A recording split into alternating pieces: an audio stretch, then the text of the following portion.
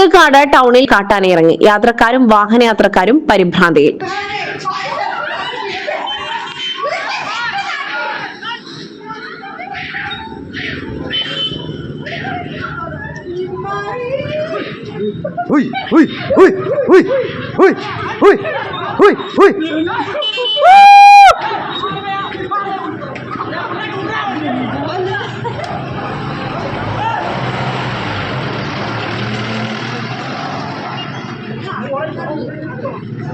നീലഗിരി ജില്ലയിലെ ഗൂഡല്ലൂരിനടുത്തുള്ള പിത്തർക്കാടും പരിസര പ്രദേശങ്ങളിലും കാട്ടാന ജനവാസ മേഖലകളിൽ നിരന്തരം ഇറങ്ങാറുണ്ട്. ഈ സാഹചര്യത്തിലാണ് ആരും പ്രതീക്ഷിക്കാത്ത സമയത്ത് കാട്ടാന പെട്ടെന്ന് ടൗണിലേക്ക് ഇറങ്ങി വന്നത്.